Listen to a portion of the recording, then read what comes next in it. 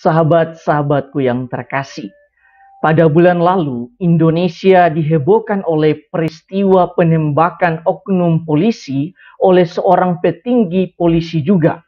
Kasus ini meramaikan media massa maupun media sosial di Indonesia selama beberapa pekan.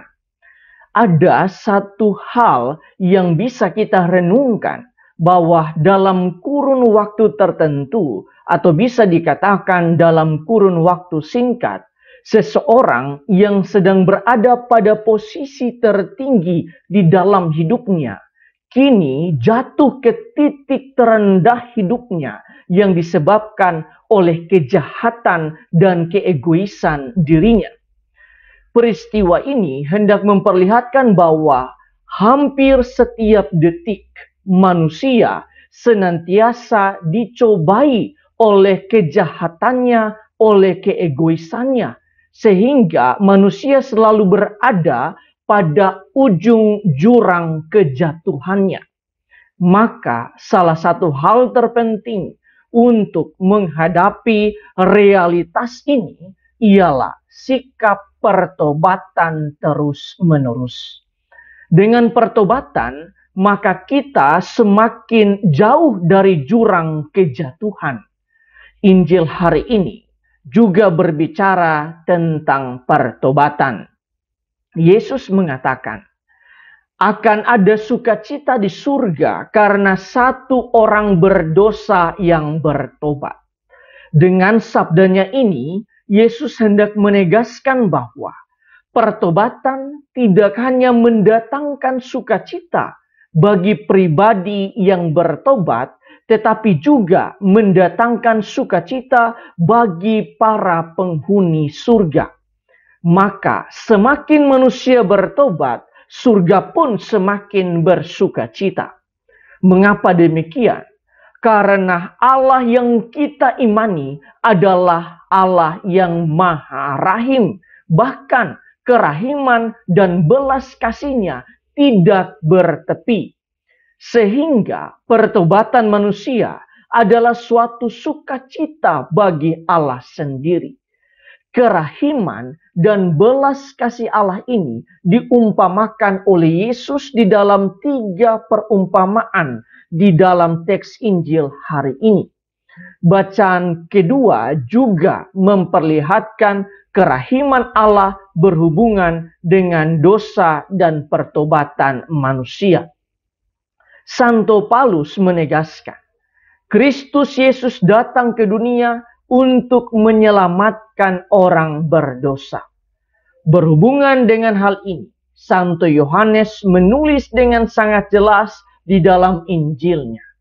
Karena begitu besar kasih Allah akan dunia ini, sehingga Ia telah mengaruniakan anaknya yang tunggal, supaya setiap orang yang percaya kepadanya tidak binasa, melainkan beroleh hidup yang kekal. Injil Yohanes pasal 3 ayat 16. Kerahiman Allah tidak hanya terdapat di dalam perjanjian baru, tetapi sudah ada sejak perjanjian lama.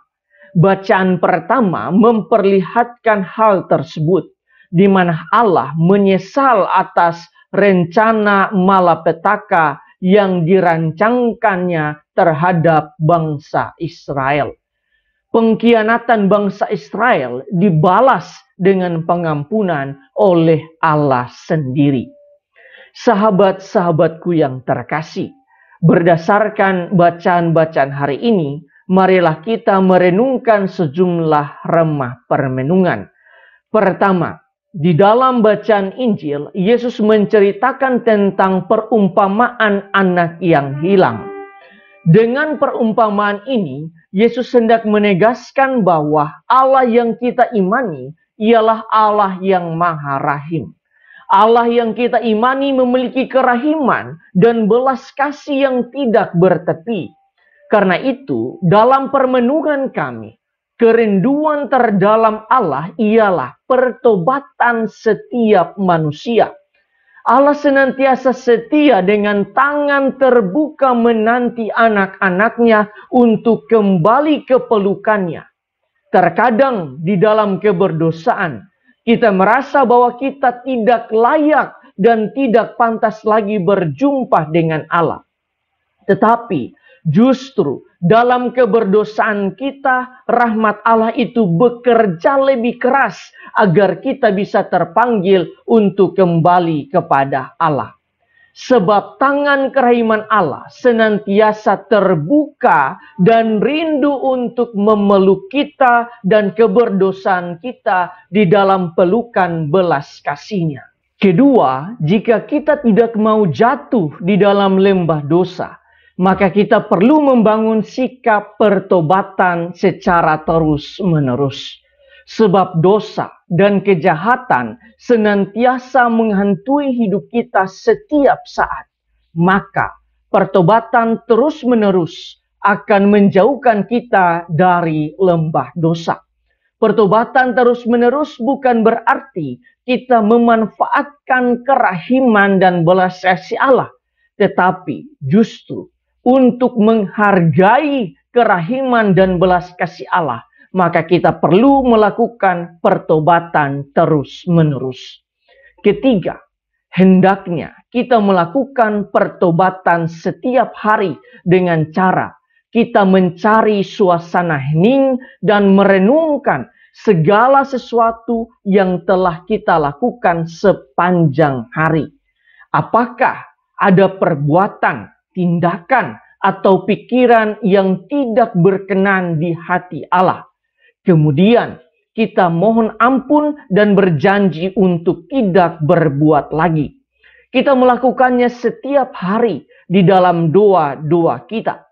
Karena Allah itu Maha Rahim yang selalu rindu menanti kita, yang selalu hadir bersama kita di dalam suka maupun duka, bahkan di dalam keberdosaan kita sekalipun. Allah tidak mau kehilangan kita sebagai manusia ciptaannya. Tuhan memberkati kita semua.